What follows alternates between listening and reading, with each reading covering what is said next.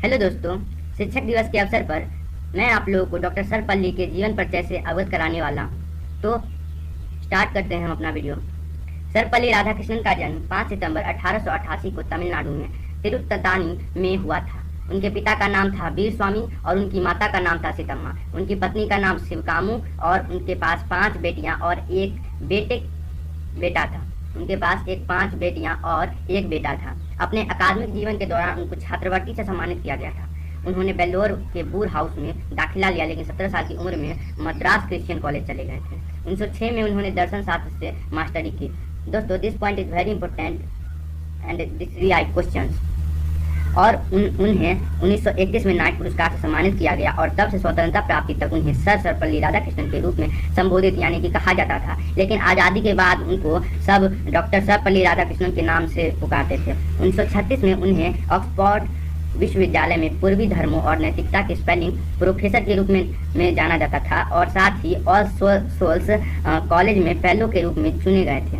तो ये 3 पॉइंट्स हैं सर्वपल्ली राधाकृष्णन के। बढ़ते हैं चौथे पॉइंट की ओर। तो चौथा पॉइंट है, वे 1946 में संविधान सभा के सदस्य चुने गए थे और यूनेस्को और बाद में मॉस्को के राजदूत के रूप में काम किया था। 1952 में वह भारत के उपराष्ट्रपति बने, भारत के वाइस प्रेसिडेंट बने और 1962 में स्वतंत्र भारत के दूसरे राष्ट्रपति बने थे। दोस्तों, this is also a VVI question. तो बढ़ते हैं छठे तथ्य की ओर कि उन्हें 1954 में भारत रत्न, जो कि आपको पता है कि भारत रत्न इंडिया का सर्वश्रेष्ठ पुरस्कार है, सर्वोच्च पुरस्कार है और इससे बड़ा पुरस्कार भारत में और कोई नहीं है, तो उससे सम्मानित किया गया था। 1954 में उन्हें जर्मन ऑर्डर पी ले might for arts and science के लिए भी सम्मानित किया गया था और जर्मन बुक 1961 में इनको प्राप्त हुआ था। क्यों शांति पुरस्कार मिला था। 1963 में उनको ऑर्डर ऑफ मेरिट भी मिला और 1975 में भगवान की एक सार्वभौमिक वास्तविकता जो लोगों के प्यार और ज्ञान को गले लगाती है की धारणा को बढ़ाने के लिए टेम्पलन पुरस्कार मिला था। और कमाल की बात यह है कि जो पुरस्कार की जो राशि थी उसको पूरी ऑक्सफोर्ड यूनिवर्सिटी को दान करती थी। और आप जानते हैं, तो जब वह मैसूर विश्वविद्यालय छोड़ रहे थे तो उनके एक छात्र जो मैसूर विश्वविद्यालय में था वह उनको फूलों से सजी हुई गाड़ी से स्टेशन तक छोड़ने गए थे। और 1936 तक वह आंध्र विश्वविद्यालय में कुलपति बने और 1939 से 1948 तक बनारस हिंदू विश्वविद्यालय में कुलपति और दिल्ली विश्वविद्यालय में 1953 से 1962 तक कुलपति बने थे। तो बढ़ते हैं अगले तथ्य की ओर जो उनके जीवन से संबंधित है।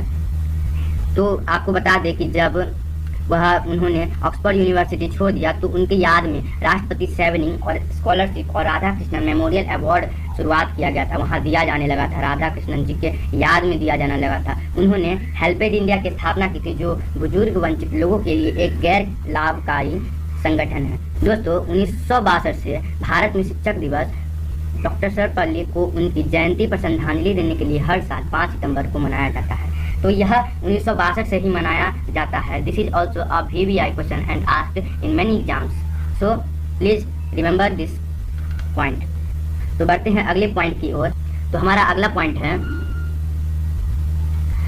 कि जब वह राष्ट्रपति के पद पर थे तो उनको 10,000 रुपये मिलते थे मंथली। तो उसमें से हर महीने वह 2500 ही वेतन लेते थे और शेष जो राशि बचती थी उसको प्रधानमंत्री राष्ट्रीय राहत कोष में दान कर देते थे। 17 अप्रैल 1975 को उनका निधन हो गया। 17 अप्रैल 1975 को उनका निधन हो गया।